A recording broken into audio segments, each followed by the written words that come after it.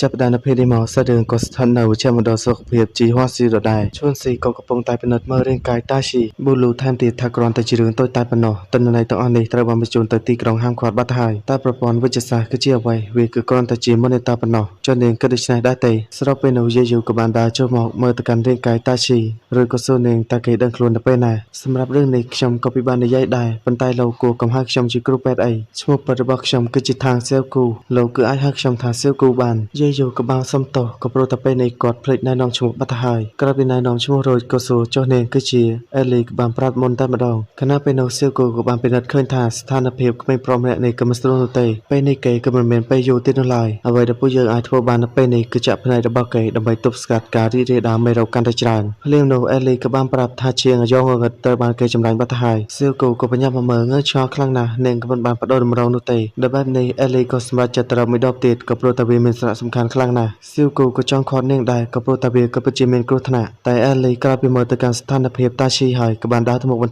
តប្រាប់ទៅកាន់អ្នកទាំងពីរខ្ញុំនឹងធ្វើវាឲ្យអស់ពីសមត្ថភាពដើម្បីមកទាន់ពេលវេលារីឯយាយយូឃើញចឹងក៏បានសម្រេចចិត្តទៅតាមនាងដូចគ្នាបន្ទាប់មកសាច់រឿងក៏កាន់មកដល់អ្នកទាំងពីរដែលកំពុងតែធ្វើដំណើរដើរទៅពីរនាក់យាយយូនិយាយតែម្នាក់ឯងរីឯវត្តមានរបស់យាយយូបណ្ដាលឲ្យមនុស្សមួយចំនួនក៏មានការខ្លោចខ្លាចគាត់ក៏ងើយឆ្ងល់អត់តបានធ្វើអ្វីផងមិនបានជាម្នាក់មើលមុខគាត់ខ្លាំងបែបនេះតែជាការពិតដែរទេដែលមិនដែលមានអ្នកក្រៅចូលមកក្នុងភូមិជីហួរស្រាប់ពេលនោះក៏មានអ្នកក្មេងៗពីរនាក់បានរើដងថ្មគប់ទៅកាន់ពួកគេយាយយូក៏បានមកជួយពាំងអេលីប្រាប់ឲ្យក្មេងៗប្រញាប់ចេញទៅខណៈពេលនឹងដែរក៏សត្វតែមានអ្នកមេម្នាក់បានរត់ចូលមកស្រែកប្រាប់គ្រប់គ្នាថាពឹសមុខក្រហមត្រូវបានរកឃើញនៅខាងក្រៅភូមិប្រសិនបើមិនដេញវាចេញទេវានឹងមកបំផ្លាញភូមិរបស់យើងហើយអេលីក៏ប្រញាប់មកសួរគាត់តើវានៅឯណាគាត់ក៏បានប្រាប់គឺនៅខាងក្រៅភ្នំភាគខាងកើតលុះដូច្នេះអ្នកទាំងពីរក៏បានប្រញាប់បញ្ញារត់ទៅតាមទិសដៅរបស់គាត់បើស្មងក្រោយមកអ្នកទាំងពីរក៏បានធ្វើដំណើរមកដល់ទីតាំងមួយកន្លែងអេលីនាងក៏បានប្រទះជាមួយនឹងដានជើងមួយនាងក៏បានប្រាប់ទៅកាន់យាយយូថាវាមិនមែនជាភារកិច្ចរបស់លោកទេដោយសារតែនាងបានជួយសង្គ្រោះជីវិតរបស់យាយយូគាត់ក៏សូមឲ្យនាងអនុញ្ញាតឲ្យគាត់ទៅតាមផងតែចែនឹងមិនសិននិយាយច្រើនទេក៏ឲ្យយាយយូត្រឡប់ទៅវិញតែភ្លាមនោះយាយយូក៏បានទៅពិនិត្យដានជើងបិសាចរៀបរាប់ប្រាប់ថាតាមរយៈជម្រៅរបស់វាយ៉ាងហោចណាស់បិសាចនេះក៏មានទម្ងន់2តោនដែរ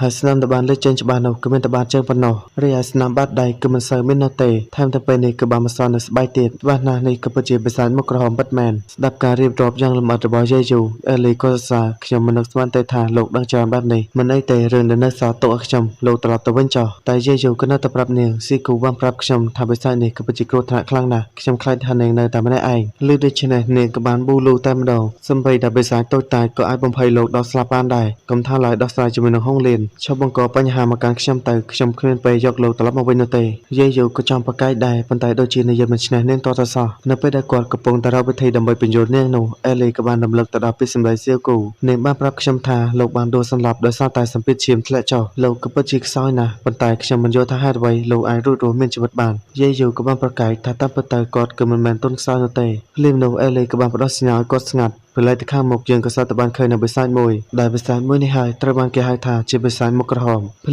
លាមវាក៏បានប្រទះឃើញនៅទាំងពីរអេលីមិនទុកយូរក៏បានហោះចូលទៅខាងក្រោមក្រវីនៅដៃរបស់នាងឆាច់បន្ទាប់មកក៏ចាក់ទៅពេញទំហឹងផ្ទុះនៅចំហាយរទេះយ៉ាងខ្លាំងក្លាតែប៉ុន្តែក៏នៅតែគ្មានបញ្ហាសម្រាប់បិសាចមុខក្រហមស្រែកយ៉ាងខ្លាំងហើយក៏បានសម្រុកទៅសង្គ្រប់នាងអេលីក៏បានហោះកិច្ចទៅខាងក្រោយយកអេឡង់បន្តិចបន្ទាប់មកក៏សម្រុកចូលម្ដងទៀតកិច្ចពីក្រញាំរបស់វាឡើងទៅខាងលើក្រោយមកក៏កាប់ទៅមួយដៃទៀតប៉ុន្តែស្បែកវាដូចជាតានខ្លាំងណាស់ស្ថានភាពមិនស្រួលនាងក៏បានតត់មួយជើងរក្សាកម្រិតបន្តិចទន្ទឹមនឹងនោះបិសាចមុខក្រហមក៏បានសម្រុកចូលមកខ្វាយទៅកាន់នាងចុះឡើងអេលីមិនអាចធ្វើអ្វីបានត្រឹមតែរកម្ដាយកិច្ចបណ្ដាបន្ទាប់ពីកិច្ចពីការវិភាគរបស់វាអស់ជិត80ម៉ោងពេលនេះគឺកិច្ចលែងផុតទៀតហើយនាងក៏ត្រូវបានវាសង្គ្រោះពីលើរួចក៏ចង់យកកញ្ញាំរបស់វាខ្វាយទៅកាន់អេលីតែភ្លាមនោះក៏សត្វតែមានក្របព្រួយមួយបានបាញ់វាខ្ទាតទៅយ៉ាងឆ្ងាយអេលីក្រោកមកមើលទៅកាន់យាយយូភ្ញាក់ផ្អើលក្នុងចិត្តអំពីធម៌ពលដ៏អស្ចារ្យរបស់គេគ្រាន់តែក្របព្រួយមួយសោះបែរជាអាចធ្វើឲ្យបិសាចមុខក្រហមដែលមានទម្ងន់2តោនបានប៉ាទៅយ៉ាងឆ្ងាយរីឯយាយយូក៏បានបញ្ចេញនូវក្របព្រួយរន្ទះរបស់គាត់ឆក់ទៅកាន់បិសាចមុខក្រហមក៏ធ្វើឲ្យអេលីបានគិតហើយថាខ្ញុំមិនអាចចាញ់ទៅកាន់គេបានទេបន្ទាប់មកក៏ដកដៃរបស់នាងស្ទុះទៅយ៉ាងលឿនចាក់ទៅពេញទំហឹងផ្ទុះនៅចំហាយធម្មពលយ៉ាងខ្លាំងក្លាយាយយូឃើញចឹងក៏បានញញឹមរួចមកអ្នកទាំងពីរក៏បានបន្តដំណើរជាមួយនឹងគ្នាទៅដល់នៅឃ្លាំងមួយក៏លើនៅសម្លេងលោកយាយម្នាក់បាននិយាយថាខ្ញុំប្រាប់ឯងច្រើនដងហើយថាឲ្យនៅស្ងៀមតែឯងមកកបញ្ហាមិនគ្រប់គ្រាន់ទេមែនទេអេលីក៏បានប្រាប់គាត់វិញថានាងមកទីនេះដើម្បីយកតម្រងសម្រាប់ឧបករណ៍ចាប់សញ្ញាដ៏ល្អបំផុតគាត់ក៏សួរនាងមិនបានជាត្រូវច ចាស់ចិននៅខាងក្រៅនាងក៏បានប្រាប់គាត់ថាត្រូវស្វែងរករបស់មួយចំនួនដើម្បីព្យាបាលមនុស្សក៏ព្រោះតែគេបានបង់ថ្លៃនៅការព្យាបាលរួចទៅហើយតែលោកយាយចំណាស់ក៏នៅតែមិនលឺសម្លេងឡើងមកឯងគិតថាមានលុយហើយគឺអាចចេញចូលភូមិឈីហួរបានតាមចិត្តមែនទេយាយយូក៏បានដើរចូលមកប្រាប់ទៅកាន់លោកយាយថាគាត់ក៏ពិតជាត្រូវការពេលដើម្បីជួយសង្គ្រោះមនុស្សពិតមែនគាត់ក៏បានតបមកវិញថាទេលំងគឺជាទ្រព្យសម្បត្តិរបស់ភូមិឈីហួរមិនមែនមនុស្សខាងក្រៅដូចជាឯងអាចប៉ះពាល់បានទេជាពិសេសនោះគឺជាជនក្បត់ដែលចង់ចាស់ចេញអំពីភូមិឈីហួរពីសម្ដីទាំងអស់នេះក៏បណ្ដាលឲ្យយាយយូមានអាការភ្ញាក់ផ្អើលតែអេលីក៏នៅតែទៅវិញថាខ្ញុំធ្វើនេះគឺធ្វើតាមបេសកកម្មរបស់ឯកកោតាំងសៀវគុយប៉ុណ្ណោះតែអ្នកមិនយកចិត្តទុកដាក់ជាមួយនឹងពាក្យសម្ដីឯកកោមែនទេស្របពេលដែលស្ថានភាពកំពុងតែតានតឹងសាច់រឿងក៏កម្មដល់សៀវគុយនេះវិញពេលនេះនាងគឺមិនដឹងថាដោះស្រាយដោយរបៀបណាទេក៏ព្រោះតែចិត្តហួសពេលហើយមិនបានជាអ្នកទាំងពីរមិនទាន់ត្រឡប់មកវិញទៀតក៏เลยមកកាន់អេលីនេះវិញផ្នែករបស់នាងក៏ចាប់ផ្ដើមព្រាលមើលលោកយាយលែងចង់ឃើញរីឯលោកយាយក៏បានកាន់នៅឧបករណ៍តម្រងនោះមកប្រកបទៅកាន់អ្នកទាំងពីរយាយយូទទួលយករួចក៏បាននាំគ្នាដើរចាស់ចេញតែលោកយាយក៏នៅតែនិយាយទៅកាន់អេលីឲ្យសៀវគុយពិនិត្យមើលសុខភាពរបស់នាងផងគាត់ក៏ពិតជាងើយឆ្ងល់ខ្លាំងណាស់ហេតុអ្វីបានជាបោះបង់ភូមិឈីហួរចូលទៅក្នុងអ្នកការពារកំផែងក្រុងទៅវិញអេលីមិនបានឆ្លើយតបនៅឡើយក៏បន្តដើរចាស់ចេញបន្ទាប់មកសាច់រឿងក៏កម្មមកដល់ទស្សនវិជ្ជាពេលយប់នៅក្នុងភូមិឈីហួរសមាជិកនៅក្នុងភូមិក៏បានជួបជុំធ្វើការរំលែងដោយឡែកអេលីនេះវិញរាយកាយរបស់នាងហាក់បីដូចជាមិនសូវស្រួលយាយយូក៏បានសួរអេលីថាពិតជាចង់ចូលរួមក្រុមស្នាមញញឹមអាត់កំបាំងពិតមែនតែនាងក៏បានប្រាប់ថាមិនមែនជារឿងរបស់លោកទេលឿងចឹងគាត់ក៏ចង់ដាច់ផ្កាដោយសារតែខ្ញុំក៏មានគោលបំណងចូលរួមក្រុមនេះដែរដូច្នេះហើយប្រហែលជាពួកយើងអាចទៅជាមួយនឹងគ្នាបានលឿងចឹងនាងក៏ងើយឆ្ងល់ចុះលោកមិនមែនជាសមាជិករបស់ពួកគេទេឬយាយយូក៏មានតែអេះក្បាលប្រាប់ថាគាត់មិនមែនទេរួចអ្នកទាំងពីរក៏បន្តដើរមើលទៅជុំវិញទីនេះគាត់ក៏បានចាប់អារម្មណ៍អំពីទស្សនវិជ្ជាភូមិនេះគឺស្តីទៅនឹងភូមិរបស់គាត់ដែរស្របពេលនោះរាងកាយរបស់អេលីក៏រឹតតែមិនស្រួលបន្ថែមទៀតហើយនៅក្នុងកាយភ្នែករបស់នាងបែរជាឃើញអ្នកភូមិប្រែទៅជាវិសាចយាយយូឃើញចឹងក៏បានមកសួរនាងតែមានបញ្ហាអ្វីភ្លាមនោះប្រជាជនទាំងអស់គ្នាក៏មានអាការភ្ញាក់ផ្អើលក៏ព្រោះតែកាយភ្នែករបស់អេលីបានប្រែទៅជាពណ៌ក្រហមនេះគឺជារោគសញ្ញាដែលបញ្ជាក់បានថានាងគឺទទួលរងនៅជាតិពើបាត់ទៅហើយអេលីក៏បានប្រាប់ឲ្យយាយយូសម្រាប់នាងភ្លាមទៅគ្រានោះនាងក៏រត់ទៅពិបាកទ្រាំស្រែកមកយ៉ាងខ្លាំងបណ្ដាប្រជាជនក៏មានអាការភ័យខ្លាចរត់ចាស់ចេញមួយសន្ទុះក្រោយយាយយូពេលនេះក៏គ្រប់គ្រងខ្លួនឯងឡើងបានទៅហើយនាងក៏បានដកដាវកាប់ឡើងទៅពីទៅពីពេញនឹងយាយយូចង់ចូលទៅខាត់ដែរតែកម្លាំងរបស់នាងក៏ពិតជាខ្លាំងរួចគាត់ខ្ទាតទៅខាងក្រោយបន្ទាប់មកនាងក៏បានកាប់កុំតិចទៅកាន់តុដង្វាយដែលត្រូវបានថ្វាយមិនដែលឲ្យក្មេងប្រុសដែលនៅខាងក្រោយក៏មានអាការភ័យខ្លាចស្រែកយំយ៉ាងខ្លាំងនៅពេលដែលឮសំឡេងក្មេងយំយាយយូក៏ដូចជាដឹងខ្លួនឡើងមកវិញបន្តិចនាងក៏បានរត់ដាវចេញពីដៃសុំទោសទៅកាន់គ្រប់គ្នាមិនឈប់ឃើញចឹងយាយយូក៏បានទៅជួយលួងលោមនាងរួចក៏ចាប់បីនាងទៅស្វែងរកសៀវគូបែរសមងក្រោយមកសៀវគូក៏បានចាក់ថ្នាំទៅឲ្យអេលីយាយយូក៏សួរនាងតើមានបញ្ហាអ្វីនាងក៏ប្រាប់ទៅវិញថាស្ថានភាពអេលីពេលនេះក៏ដូចទៅនឹងក្មេងប្រុសម្នាក់នោះចឹងកាលពីប៉ុន្មានឆ្នាំមុននាងបានទទួលរងនៅជាតិពើមួយនេះជំងឺនេះនឹងចាប់ផ្ដើមរើសឡើងដោយសារតែការរំញោចពន្លឺនិងសំឡេងដល់ពេលនោះនាងនឹងបាត់ការគ្រប់គ្រងទៅលើខ្លួនឯងដល់ពេលនោះនាងនឹងបាត់បង់ស្មារតីពេញលេញឬក៏បំផ្លាញអ្វីៗដែលនៅជុំវិញខ្លួនសូម្បីតែមនុស្សក៏នាងអាចវិភាគបានដែរដោយសារតែពិធីជប់លៀងនៅថ្ងៃនេះទើបបណ្ដាលឲ្យជាតិពើរបស់នាងរំញោចឡើងមកជាពិសេសនោះគឺជាសំឡេងនៃការសោកសប្បាយរបស់ពួកគេ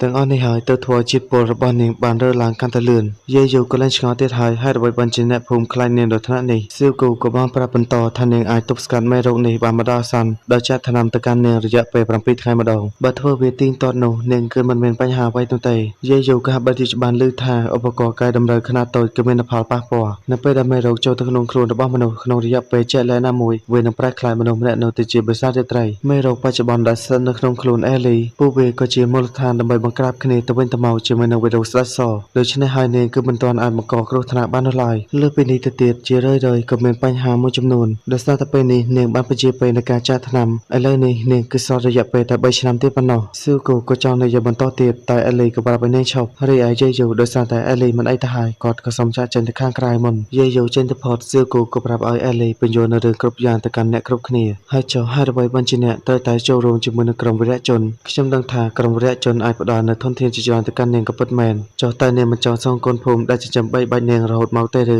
នាងក៏ពិតជាចង់បោះបង់ភូមិជីហួរនេះពិតមែនតើនាងពិតជាចង់លើពួកគេហើយនាងថាជាក្មេងរមើលគុណនិងជាជនក្បត់នៃភូមិជីហួរដែរឬតែអេលីក៏នៅតែមិនខ្វល់ជនក្បត់អ្វីទៅចាស់ទៅគង់តែស្លាប់ដូចគ្នាដោយសារតែនិយាយមិនស្ដាប់បែបនេះសៀវគូក៏គ្មានជំរឿដែរលើកនេះក៏សតតែថ្នាំព្យាបាលខ្នាតតូចចំនួន4ដបនេះប៉ុណ្ណោះនាងគឺត្រូវតែត្រឡប់មកវិញក្នុងរយៈពេល1ខែទៀតឲ្យទាន់ពេលវេលាអេលីក៏ប្រាប់ថានាងចង់សម្រាប់បន្តិចរីឯសៀវគូយប់នេះនាងនៅកំដរអេលីរួចក៏ចង់សាកល្បងទៅកាន់ការមួយនេះបន្ទាប់មកសាច់រឿងក៏កម្មដល់ពេលព្រឹកយាយយូក៏បានក្រោកពីគេងឮសំឡេងក្មេងៗកំពុងតែសើចយ៉ាងសប្បាយគាត់ក៏បានមកជួបសៀវគូដោយរាល់ដងសួរនាងតើតាឈីមិនអីទេឬនាងក៏បានប្រាប់ថាក្មេងប្រុសម្នាក់នេះគឺមិនមានអ្វីខុសប្រក្រតីនោះឡើយឆ្លៀតឱកាសនឹងយាយយូក៏បានសួរតើតើជាមួយនឹងក្មេងៗមុននេះតើថ្ងៃនេះគឺជាថ្ងៃបុណ្យអ្វីមើលទៅគ្រប់គ្នា គ្នាដូចជាសប្បាយចិត្តខ្លាំងណាស់សៀវគូក៏បានប្រាប់ថាអេលីបានបាត់ទៅហើយនឹងគឺនឹងចូលរួមការប្រឡងជំនួសលឿនចឹងយាយូក៏មុំម៉ៅអ្នកភូមិទាំងអស់នេះក៏ពិតជាហួសហេតុពេកហើយហើយអ្វីបានជាពួកគេធ្វើដាក់នាងបែបនេះហើយពេលនេះគាត់នឹងទៅស្វែងរកអេលីមើលទៅគឺមិនទាន់ជិតពេលនោះទេ